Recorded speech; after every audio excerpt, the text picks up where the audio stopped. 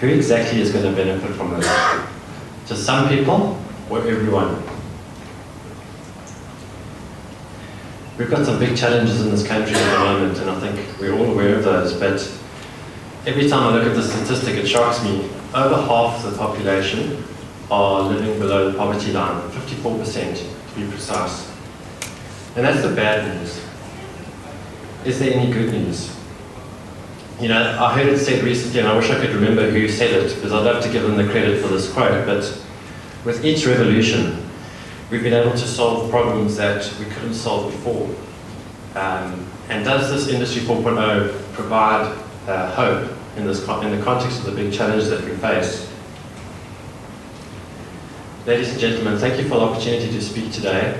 Harry, I think this is a great initiative that you're running, getting people together to discuss and collaborate and apply our minds to these issues.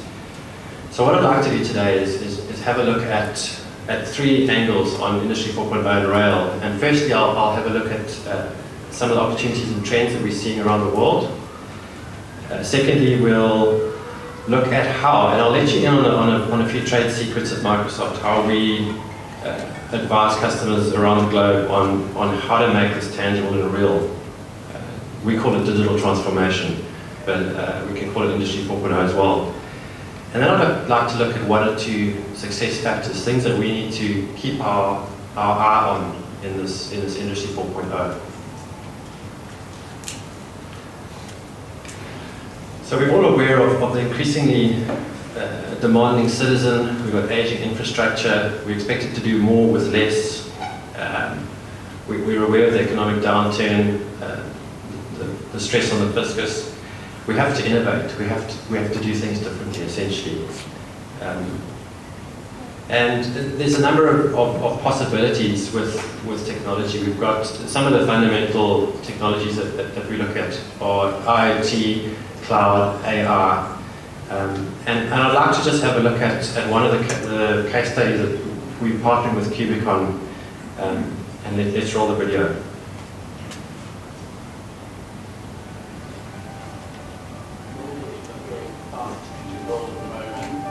Technology has a tremendous impact on public travel each day. We are servicing tens of millions of end users on a daily basis. Knowing we can do something to improve their life, make their life easier, to generate additional value by leveraging data available in the system, that's fantastic. That's humbling, but very fantastic. Transportation agencies play a very vital role in helping cities to be economically more vibrant. Because we are able to reduce congestion, improve traffic flow, that motivates and promotes the growth of the cities. On one hand, you have a market-leading company, Microsoft, driving innovation in cloud, driving innovation in productivity solutions. On the other hand, you have Cubic, which has been innovating and leading the transformation of mobility technology for over 40 years. So combining forces was a very natural thing to do. It is important that customers trust the solutions that we deliver. So having a trusted partner in Microsoft with its own strong reputation for reliable, trusted, secure solution delivery was very important for us. So Cubic, over the past decades, have deployed over 40 major systems to 20 regions around the globe. Miami is a terrific project to talk about. The initial system we put in will process transactions from about 850 buses, as well as about 25 metro rail stations. In the case of the mountain, we know, as a matter of fact, between buses and underground, we are supporting 11 million users on a daily basis.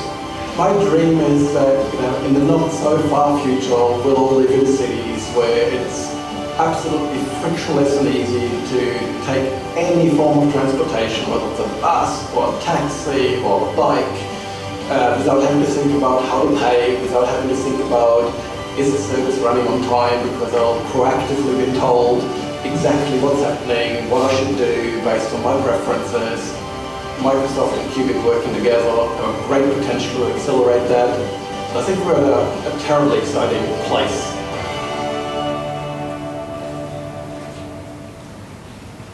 So this next example is around infrastructure optimization, and I think that's a key consideration at the moment, given the PRASA incidents of last week. I think technology coming into the infrastructure optimization, predictive maintenance, is a hot topic right now. Let's have a look at this one.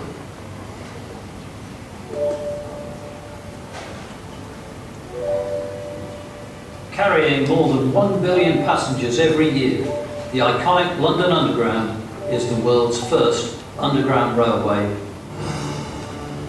I'm Steve Pears, Managing Director at Talent Technology. We wanted to help rail organisations like London Underground modernise the systems that monitor its critical assets.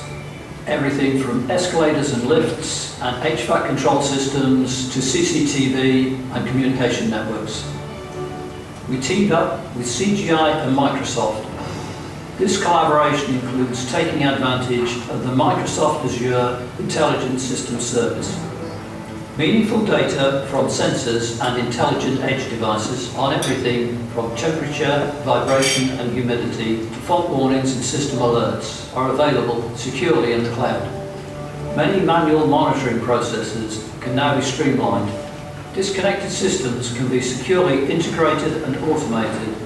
Most importantly, equipment degradation can be spotted in real time based on live data. And with new insights from data, London Underground can measure asset performance over time. When one system can connect thousands of devices and data streams across a rail network serving millions of people, that's the Internet of Things, and it's here right now. That's what... I'm just going to cut it there. So we're seeing a mass adoption of cloud services. I think that's one of the key technologies. Our data center is landing in the country this year. The IDC forecast that in the next 5 years, there's going to be 115,000 net new jobs through the adoption of cloud services in South Africa. So I think it's about getting the right skills and upskilling our population so that we don't have to import those skills from somewhere else, given our job crisis at the moment, our unemployment crisis. And our worldview is we talk about the intelligent cloud and the intelligent edge. You know, in transportation, you can't have a self-driving car waiting for a signal from the cloud. It needs to be intelligent at the edge. So AI is another technology that's really becoming pervasive and being used all over. You see the predictions there. So there's an accelerated uptake of AI as well. So let's move to how we do this Industry 4.0 digital transformation. How do we get from blue sky to something practical to brass tacks? How do we do that? And I'm going to let you in on a few trade secrets around our hierarchy and how we do it, and how we work with close to a billion customers around the world around this very topic. We've got a framework that we use to start with, just to simplify the jargon, as it were. And we look at 4 simple pillars, and it's useful to think about your business in these areas. How can you empower your employees?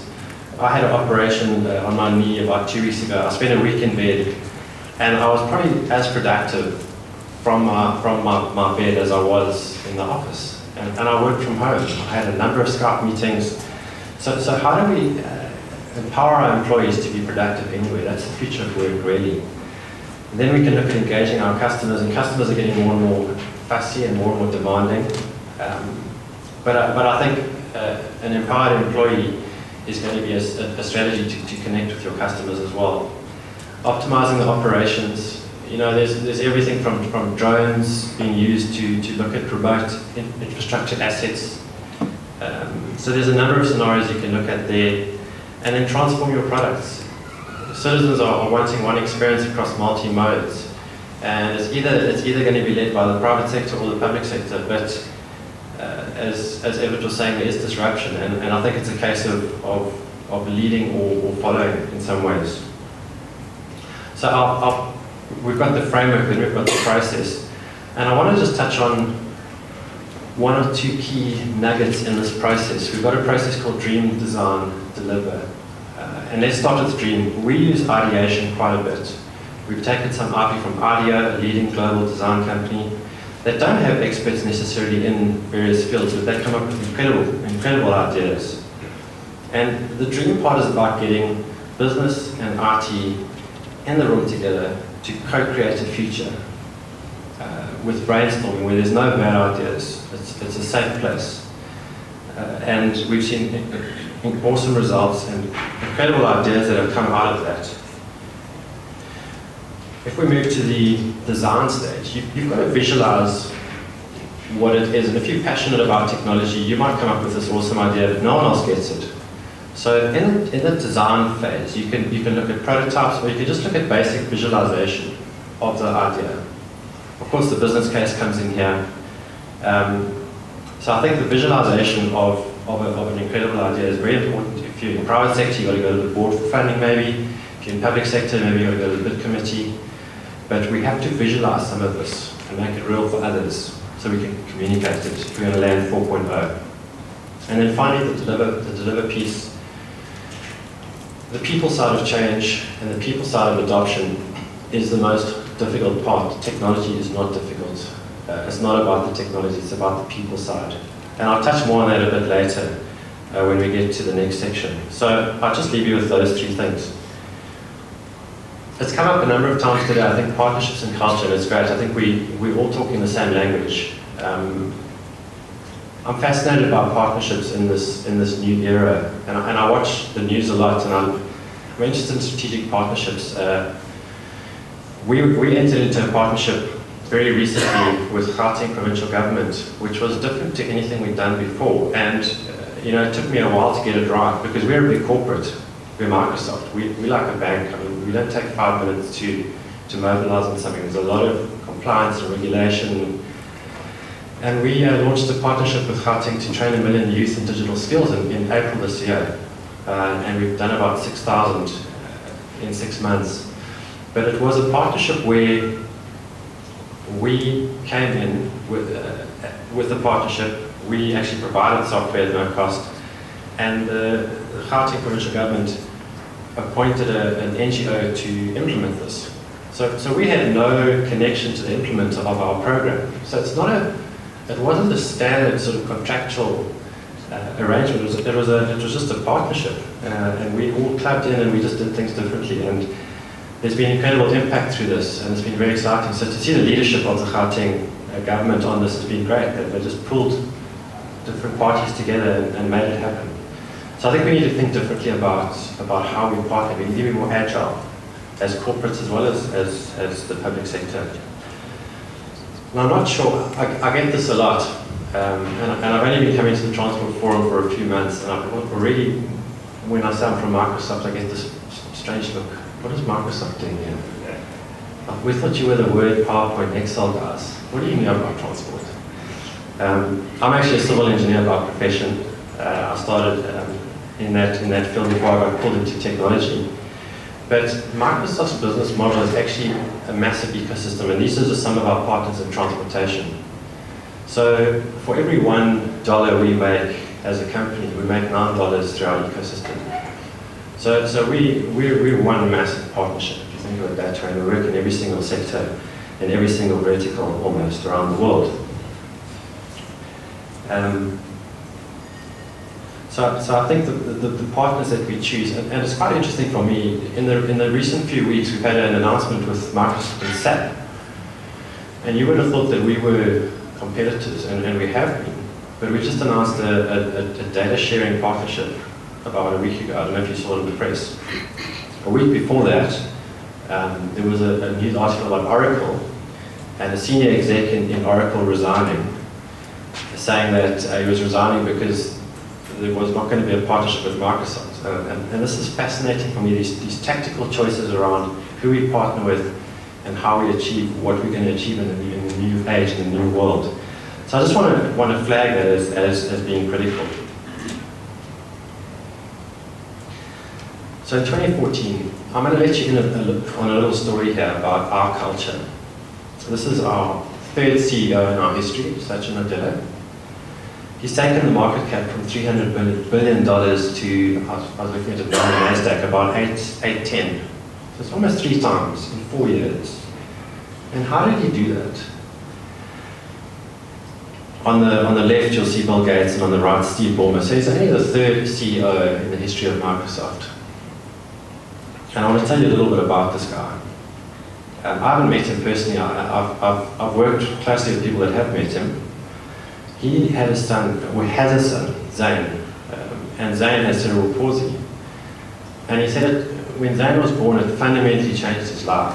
It took him a while to deal with this. And he talks about the first 2 years being a real struggle. He talks about how his wife completely just switched and connected and just got on the program. But for him, he felt like his life was just sort of what was happening. And he said it's had an impact on how he's led. And I believe it's had an impact on our culture as a business. And so I want to suggest that one or two things that you'll need in the culture of your business that you need for Industry 4.0. And one of those is empathy. And Sach has learned that through his experience. He changed the mission statement of Microsoft shortly after he became CEO. And you'll see the word empowerment there, you'll see the word every person. So it's fundamentally changed how he leads and how he shows up and how he leads the business. And we heard the quote, the Drucker quote about strategy and culture. So I found this fascinating. Now, one of the key aspects of the Microsoft culture is a growth mindset. And it's a risk-taking, and you're allowed to fail. You know, when I first joined Microsoft, I had quite an embarrassing situation where I made a total botch of something. And it was an epic fail.